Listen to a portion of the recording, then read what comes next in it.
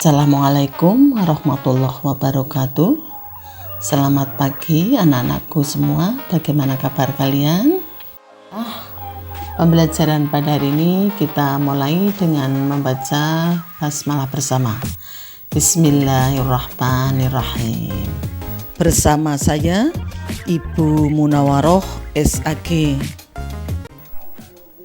Bertemu lagi dengan mapel SKI KD 3.3.1 menganalisis Pondok Pesantren Pendidikan Keislaman dan Keaslian Indonesia. KD 3.3.2 menganalisis Pondok Pesantren sebagai sarana dakwah. Peta konsep peran pesantren dalam dakwah Islam di Indonesia meliputi Pondok Pesantren Pendidikan Keislaman dan Keaslian, kemudian pendidikan pesantren sebagai sarana dakwah, dan pesantren sebagai pencetak para dai. Berbagai pesantren di wilayah Indonesia, yaitu berbagai pesantren di Jawa, berbagai pesantren di Sumatera, berbagai pesantren di Kalimantan, dan berbagai pesantren di Sulawesi. 1. Pondok Pesantren Pendidikan Keislaman dan Keaslian Indonesia. Pondok pesantren termasuk lembaga pendidikan yang sudah sangat lama ada di Indonesia, sehingga begitu mengakar dengan budaya bangsa serta mampu mempertahankan eksistensinya dari berbagai ujian. Pesantren memiliki tata nilai yang akhirnya dapat membentuk sistem pendidikan dan mampu menyerap nilai-nilai edukatif lama yang telah ada dan membudaya sekaligus berkembang mengikuti kemajuan ilmu pengetahuan dan teknologi tanpa harus kehilangan jati dirinya. Pondok pesantren memiliki karakter tersendiri, yaitu keislaman dan keaslian Indonesia. Maksudnya, sebagai lembaga pendidikan yang identik dengan keislaman sekaligus orisinal, asli berasal dari Indonesia, dengan ciri khas memiliki padepokan atau asrama untuk tempat tinggal peserta didik yang biasa disebut santri. Pondok berasal dari kosakata bahasa funduk yang memiliki makna asrama atau tempat di mana peserta didik tinggal. Adapun pesantren berasal dari kosakata lokal, yaitu cantrik, yang bermakna siswa atau peserta didik. Dengan demikian, pondok pesantren merupakan perpaduan kosakata bahasa Arab dan lokal.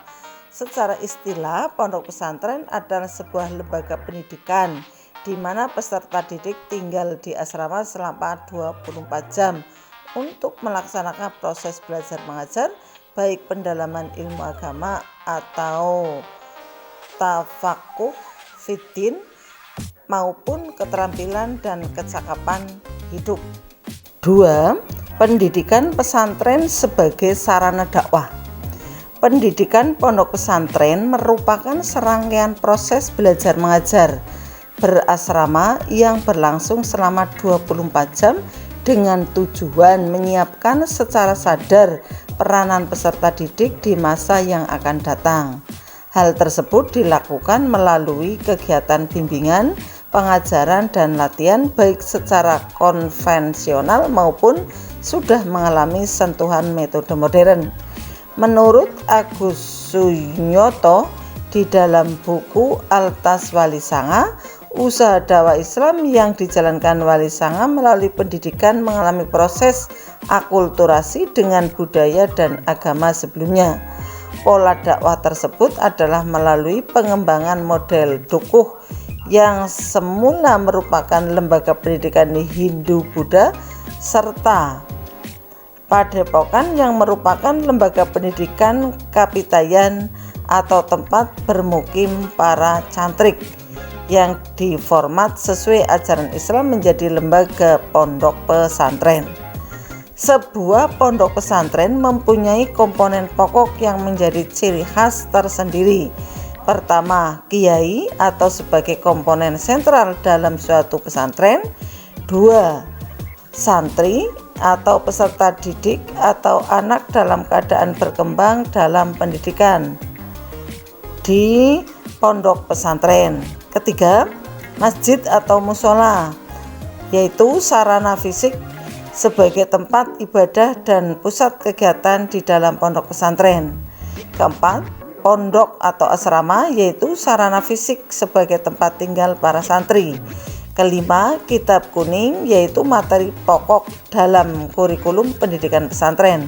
Keenam, metode pengajaran sorogan, bandongan, dan al-inul ijazah, serta model pembelajaran utawi iki-iku, yaitu pola belajar di mana santri bisa mengetahui makna, kedudukan, dan fungsi masing-masing kalimat. Kiai mempunyai berbagai fungsi, diantaranya sebagai figur pimpinan pondok pesantren, sehingga kewibawaan, kepribadian, penguasaan ilmu agama, serta pengalaman kiai memberikan warna pada budaya dan lingkungan masyarakat. Kiai sebagai guru mengaji mempunyai banyak murid. Melalui murid atau santri itulah tersebar karisma kiai di bidang keagamaan sekaligus budi luhur yang dituturkannya.